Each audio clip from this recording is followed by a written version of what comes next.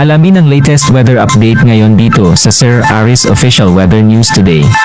Makita po natin as of 4 a.m. huling lokasyon po ng mata.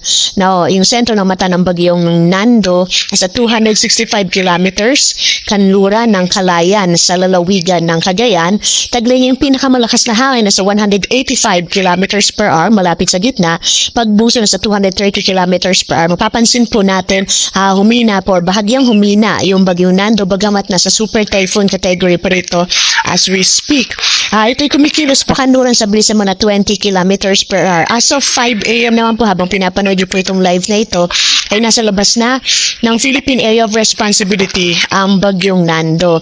Samantala, patuloy pa rin yung pag-ilaw ng southwest monsoon kaya malaking bahagi pa rin ng Luzon kasama yung Kabisayan ay makararanas ng medyo maulap na kalangitan na may kalat-kalat na mga pagulan, pagkilat, pagkulog. Sa mga kababayan natin sa Mindanao, ang inaasahan natin ay mga isolated rain showers and thunderstorms lalo na sa hapon hanggang sa gabi. Samantala, minomonitor pa rin natin itong low pressure area na maaaring pumasok po ng Philippine Area of Responsibility ngayong araw at sa kasalukuyan naka-high chance, ibig sabihin malaki na yung posibilidad na ito ay maging bagyo within 24 hours o posible po ngayong araw, earliest po today, latest po by tomorrow morning, early morning may magiging bagyo itong binabandating low pressure area at kung sakaling maging bagyo po ito, tatawagin po itong OPOM.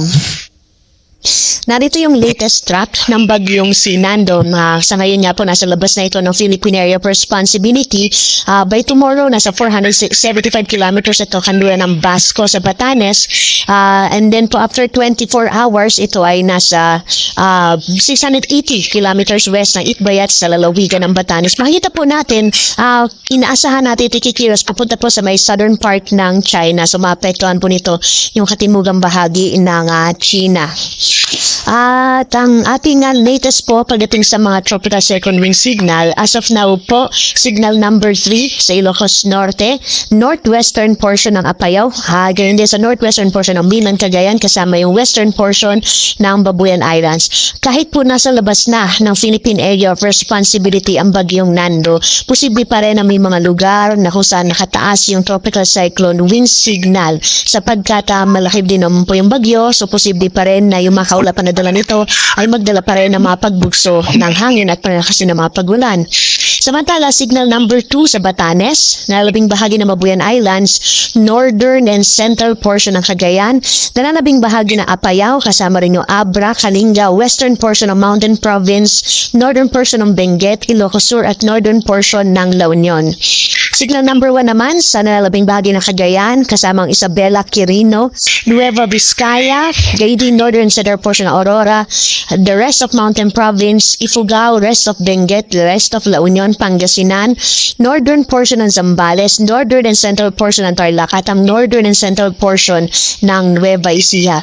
Yung susunod po na update natin as of 11, mamaya pong 11 a.m. posible po mabawasan na significant yung dami ng mga lugar na may tropical cyclone wind signal.